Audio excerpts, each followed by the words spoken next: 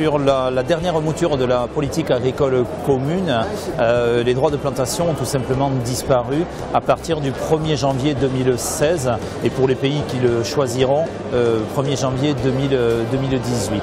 Donc c'est une libéralisation aujourd'hui des outils de production, ce qui provoque au niveau de la filière viticole un manque dans le sens où demain on va pouvoir planter des vignes partout et n'importe qui pourra justement planter des vignes.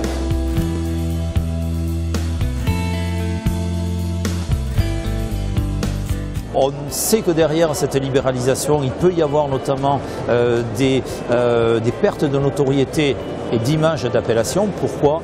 Parce que beaucoup d'appellations en France ont encore au sein de leur zone des capacités de plantation, donc de surfaces qui peuvent être plantées et qui sont relativement importantes. On sait notamment dans des appellations qui ont travaillé sur la notoriété, qui ont fait beaucoup d'efforts depuis très longtemps, que la moindre augmentation de la production viendrait mettre à mal l'ensemble des politiques qualitatives qui ont été mises, et notamment en termes de notoriété.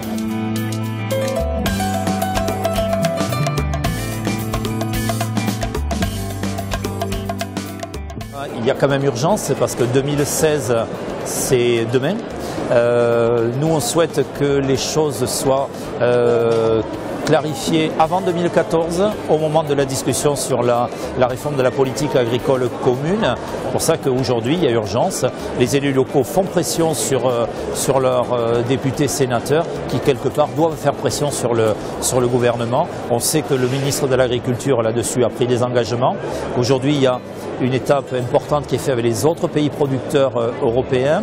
Le chef de l'État, Nicolas Sarkozy, avec Angela Merkel, se sont déjà positionnés sur ce dossier-là en demandant à la Commission européenne de revenir en arrière. Maintenant, voilà, il faut des actes derrière ces discours qui nous rassurent. Maintenant, on veut voir des actes.